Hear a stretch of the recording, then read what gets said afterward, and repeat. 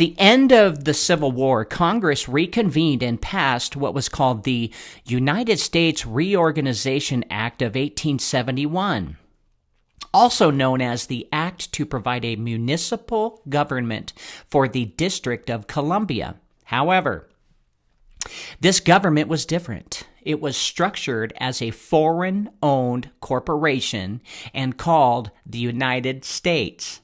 It even adopted the Republic Constitution, but changed only one word. They changed the word Constitution for the United States to Constitution of the United States, for of. Therefore, this change made the Constitution a possession of the government corporation and not the possession of the people. The only power this government had was to govern over matters of commerce within the District of Columbia. What we call state of, pick any state, is actually a sub-corporation of the United States Corporation engaged in matters of commerce. This state is not to be confused with the Union State of, pick your state, which is part of the original pre-Civil War republic. Therefore, the United States Corporation is foreign-owned to the United States as its geographic boundaries are restricted to the land area of the District of Columbia. This distinction has been recognized in numerous court cases before the U.S. Supreme Court. Don't take my word for it. Read from the book Cooperative Federalism by Gerald Brown, EDD. The fact of the matter is, almost all government entities are now commercial contracting corporations of some type, complete with a tax identification number and a full Dun & Bradstreet credit report. Don't believe me? Check out the Dun & Bradstreet credit report for the Supreme Court. The United States of America is a corporation. Go to the United States Code in capitalization indicating a corporation, not a republic, Title 283002, 15 A, B, and C. It is stated unequivocally that the United States is a corporation. Lincoln made the first executive order as Caesar of the USA and made himself president, dictator, and president of the corporation, ending the republic. Asshole. We have been living under martial law ever since. Franklin Delano Roosevelt even passed law that all U.S. citizens are the enemy of the USA. Asshole. The U.S. is bankrupt and has been bankrupt since 1933. The receivers of the U.S. bankruptcy is the international bankers via the World Bank, United Nations, and International Monetary Fund. All U.S. offices, officers, and departments are working under a de facto status only under the emergency war powers.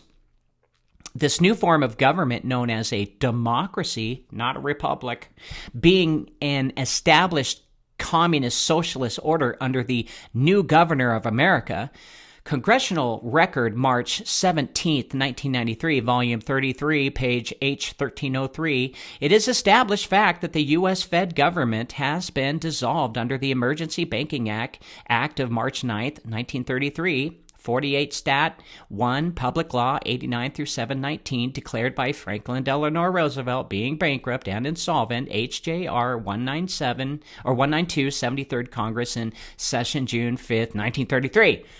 Joint resolution to suspend the gold standard and abrogate the gold clause, dissolve the sovereign authority of the U.S. and the official capacities of all U.S. government offices and officers and departments, and is further evidence that the U.S. Fed Gov only exists today in name only.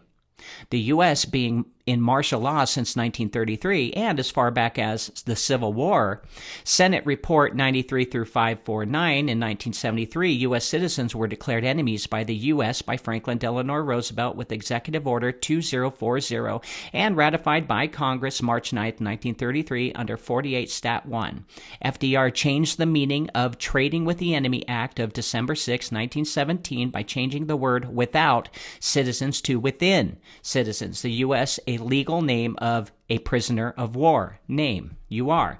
Fictitious nom de joueur, name for a non-living entity. Also referred to as the straw man and or transmitting utility uppercase John Doe, which is name in all caps, which is a format called capitis demitio, maxima capitis demitio, which means that a man's condition changes from freedom to bondage and becomes a slave or item of inventory according to the Black's Law Dictionary, revised 4th edition of 1968. A fictional persona being surety for the debt as fiction in commerce, also known as ens legis, which means legal entity. It is non-human and civilly dead. That is not you unless you are a fiction. Realize with your own eyes here, freedom is real and attainable, like we talked about with Russell-J. Gold. To sum things up, America is not what it has been taught. What we call government is actually a corporation within the District of Columbia and the territories, and has been operating in Chapter 11 bankruptcy since 1933. The funding source for this bankrupt corporation does not come from constitutional gold, but from privately printed fiat currency or Federal Reserve notes, dollar bills, hypothecated upon the lives, property, and labor of the American people. The court system no longer operates by the Constitution, but instead operates as a private commercial court adjudicating matters of contracts.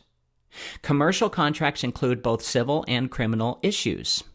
Finally, due to the bankruptcy of the United States, all Americans are privately recognized as being the true creditors in the U.S. bankruptcy. It is the individual American that possesses all of the power that runs the entire U.S. financial system and legal system. Hope that helps.